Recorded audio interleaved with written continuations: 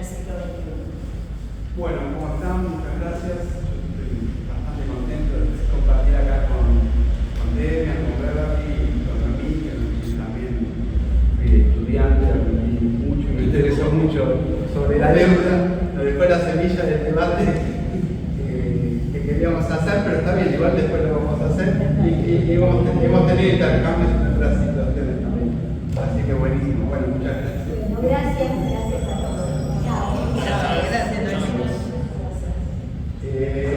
Bueno, yo organicé la ponencia alrededor de 7 puntos, 7 aspectos que los voy a mencionar y después lo voy a desarrollar hasta donde me dé el tiempo, no sé si me va a alcanzar. Uno es señalar que la deuda tiene un papel central en las crisis económicas argentinas, diría desde la década de 1970, pero también más recientemente en el siglo XXI. El número 2, bueno, un poco lo que graficó Noemí recién, es que existe una relación estrecha entre endeudamiento externo y fuga de capitales.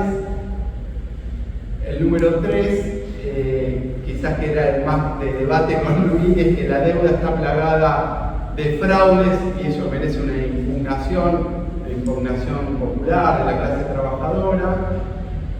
El número 4 es discutir la idea de que faltan dólares, es decir, afirmar que no faltan dólares en la Argentina, sino que lo que sobra son fugadores, una clase capitalista que fuga capitales.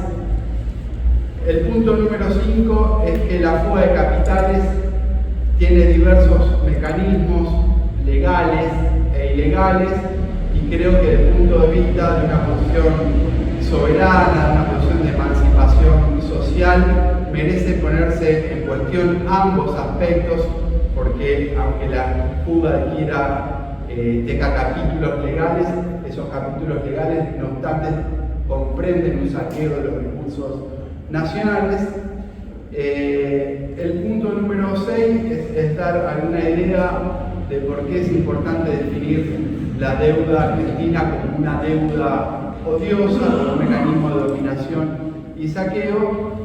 Y el número 7 es quizás meternos un poco más en la actualidad y tratar de ver cuál es el panorama que tenemos con Javier Milei. Creo que estamos en las vísperas de una nueva crisis de deuda y entonces quizás lo más interesante de este debate, más allá de discutir y controversias que pueda haber de caracterización o cosas que podamos debatir, es debatir las alternativas que tenemos frente a esta historia de opresión y saqueo que tenemos con la deuda pública en Argentina.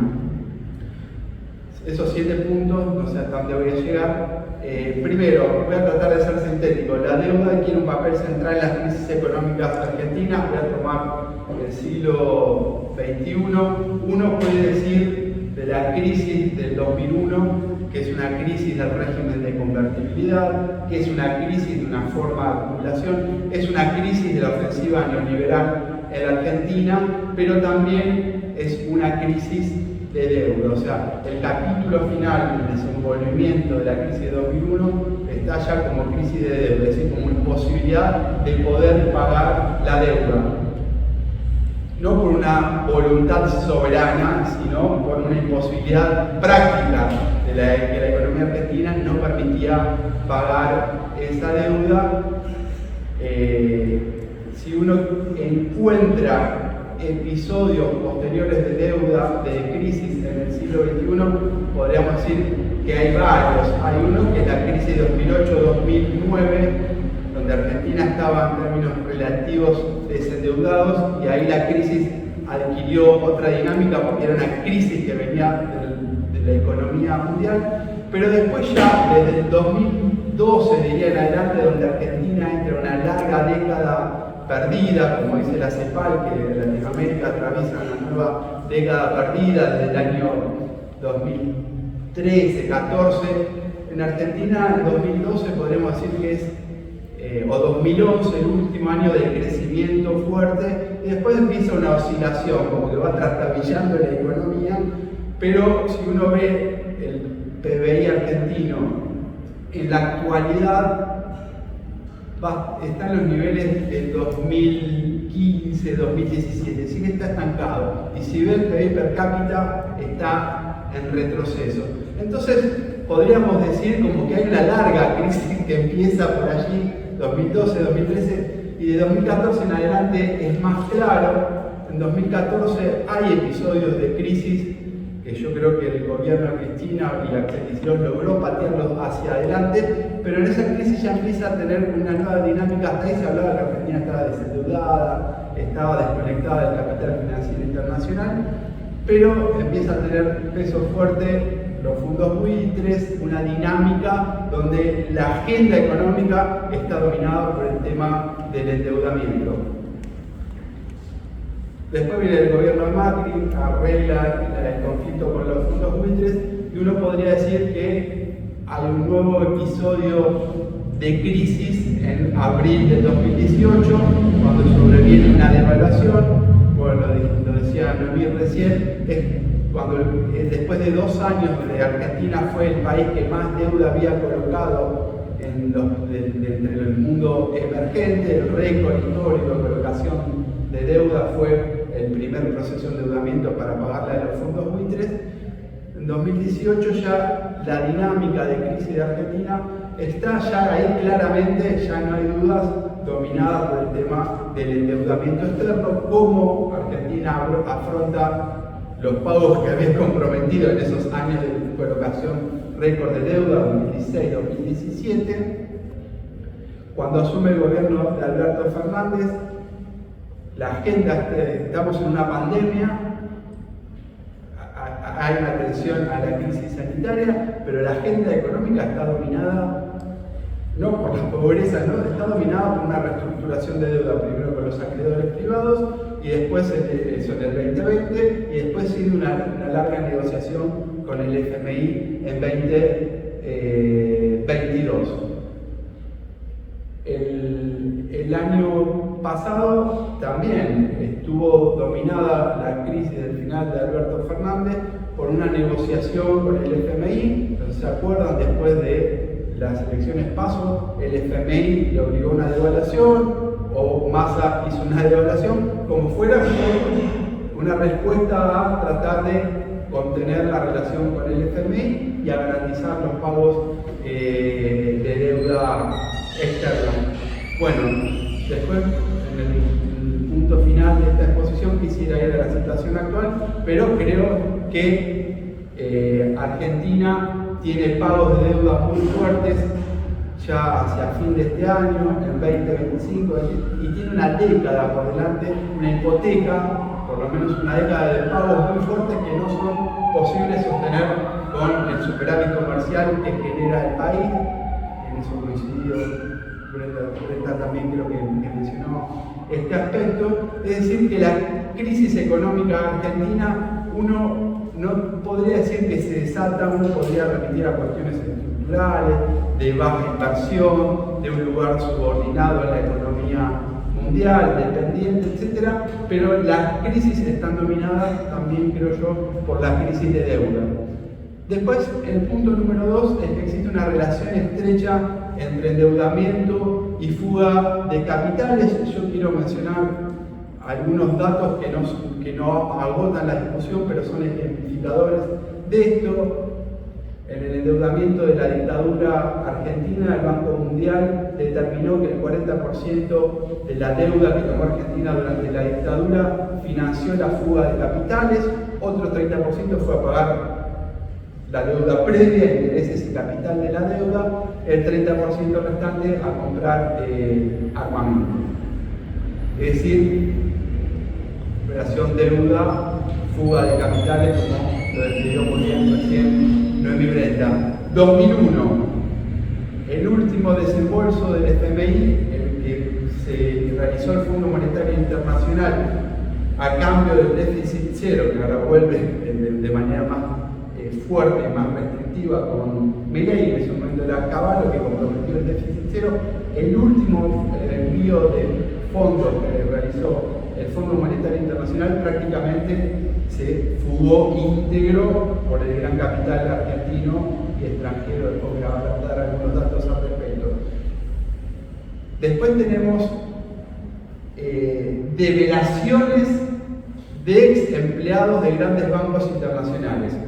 Hernán Arbizu es como un empleado despedido de la JP Morgan. Él develó que la JP Morgan en Argentina y en el mundo tiene una oficina especial para asesorar y llevar adelante evasión impositiva y fuga de capitales de los grandes empresarios. Hay un libro que se llama Morgan Paper que describe todos los empresarios argentinos que utilizan esa ventanilla o utilizaron esa ventanilla de JP Morgan. Hay otro ex empleado, ese ya no es argentino, R. Falciani, es italo-francés, ex empleado del HSBC, que el HSBC es un banco que se dedica al fraude mundial desde la opresión británica a China. En toda su historia me parece que se dedicó a eso. Este ex empleado develó cómo había cuentas del HSBC Suiza donde concentraban la fuga de capitales y la evasión impositiva de todo el mundo. Entre esas cuentas había 40 cuentas de los más ricos empresarios argentinos. Estas develaciones no solo fueron develación, una denuncia pública mediática, sino que incluso fueron tratadas por el Congreso argentino. Dijeron, bueno, acá hay un problema de fraude al fisco y un problema de fuga de capitales ilegal. Bueno, quedó ahí en la nada. El Banco Central, el informe de principios de 2020, cuando subió Alberto Fernández, el Banco Central hace un informe y dice, durante el gobierno de Macri se fugaron 86.000 millones de dólares. No me acuerdo exactamente el número de endeudamiento, pero la deuda había aumentado en ese periodo en 100 y pico mil millones de dólares. Y dice el informe del Banco Central oficial, dice, gran parte del endeudamiento que tomó Macri se fue por la ventanilla de la fuga de capitales.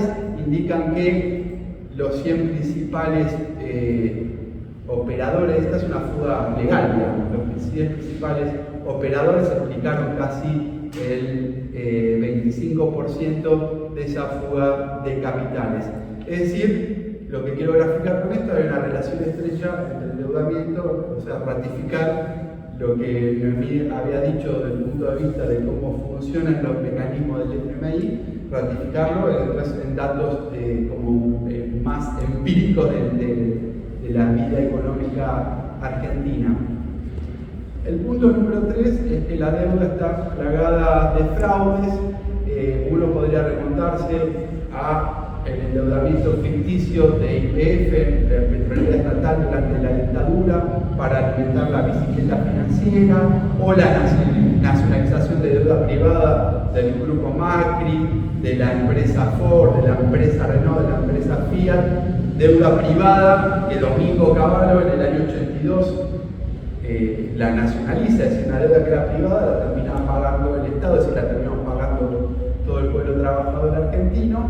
Pero después uno puede decir, yo voy rápido para tratar de cumplir con todos los puntos, el blindaje del año 2000, el megacanje que hace Domingo Cavallo ya en la crisis de 2001, son operaciones de endeudamiento que están fuertemente sospechadas de fraudes en connivencia con los bancos internacionales, con los que operan acá en Argentina también, Santander, Banco Bilbao Vizcaya argentino. Eso incluso fue judicializado. Federico Sturzenegger, que ahora está a cargo del Ministerio de Regulación, tuvo una causa por eso. El sistema judicial argentino va liberando a todos los implicados en esta causa, pero no deja de ser sintomático de cómo opera el mecanismo de endeudamiento.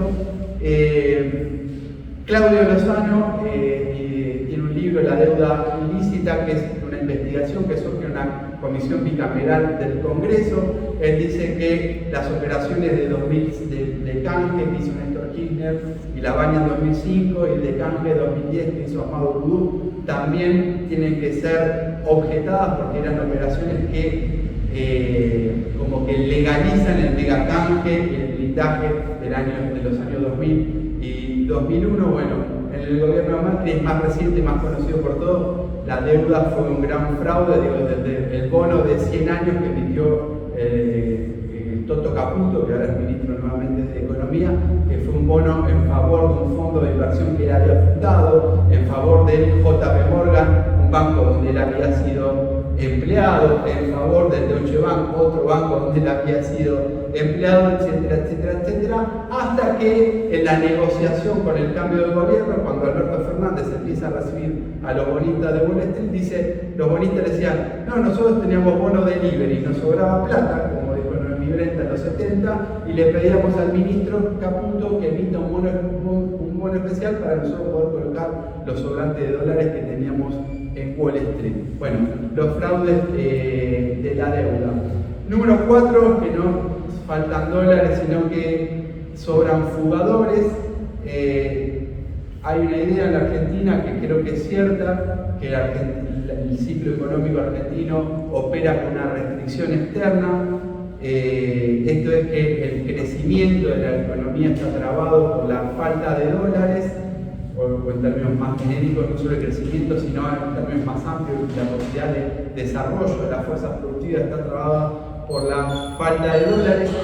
Creo que eso es así, pero esa falta de dólares, si bien en el modelo de industrialización sustitutiva de los años 50, 60, 70 tenía que ver con cuestiones de la estructura económica argentina, ahora creo que sigue teniendo que ver con aspectos de la estructura económica argentina, pero tiene que ver sobre todo con una conducta de la clase capitalista argentina de no invertir y de colocar la acumulación que lograron en Argentina en paraísos fiscales, en Estados Unidos, en Suiza, en Uruguay. Sacar la riqueza del país hacia el exterior, es decir, que si toda esa plata retornara al país, no es que faltarían dólares, sobrarían dólares para llevar adelante un proceso de inversión para promover el desarrollo productivo de la Argentina.